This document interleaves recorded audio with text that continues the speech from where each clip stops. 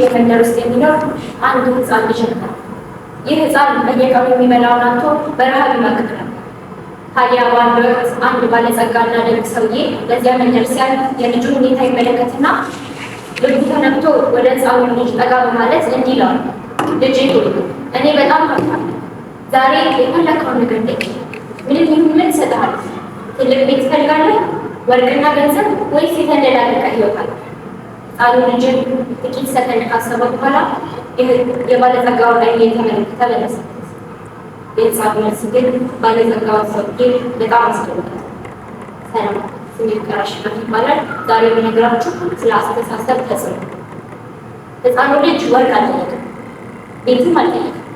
እሱ የጠየቀው ዛሬ ማታ የምበላትን አንዲት ደረቅ ዳቦ ሳይሆን። ባለጸጋው ሰውዬ በአግራሞት የተመለከተው ልጅ ሆይ እኔ ህይወትህን ሊቀይር የሚችል ትልቅ እድል እየሰጠው አንተ እንዴት ደረቅ ዳቦ ትለምኛለህ? ውድ ታዳጊ፣ የዚህ ታሪክ ልብ የሚያነሳው እውነታ ምን እንደሆነ ታውቃላችሁ? የዚህ ህፃን ልጅ ትልቁ ችግር የኪሱ ባዶ መሆኑ ብቻ ነበር። የአስተሳሰቡን መገደብ ነበር። የእሱ ችግር ከዛሬዋ ማታ ደረቅ ዳቦ በላይ ማሰብ እንዳይችል አድርጎታል። እኛም በዚህ ምድር ላይ ስንኖር ልክ እንደዚህ ህፃን ልጅ ህይወት በውስጣችን ትልቅ እድልና ትልቅ አቅም ፈጥራለች። እኛ ግን የምናገኘውና የምንረዳው የአቅማችንን ያህል ሳይሆን የአስተሳሰባችንን ያህል። ያንን ለመርዳት ደግሞ ሶስት ሁኔታዎች አጋሮች። የመጀመሪያው አስተሳሰባችን የህይወታችንን ወሰን ይወስናል።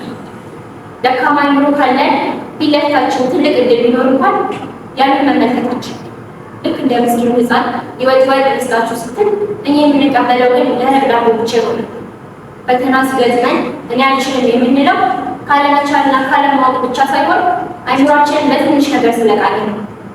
ትልቅ ስናስብ ትልቅ ደረጃ እንደርሳለን። ሁለተኛው ደግሞ አስተሳሰባችን ለእድገት የምንሰጠውን ትርጉም ሙሉ በሙሉ ይቀይራል። ብዙ ሰዎች አንዴ ሲወድቁ ልክ እንደ ምስኪኑ ህፃን እኔ ለዚህ አልተፈጠርኩም ብለው በማሰብ ተስፋ ይቆርጣሉ። በእነሱ አስተሳሰብ ውድቀት ማለት መጨረሻ ማለት ነው።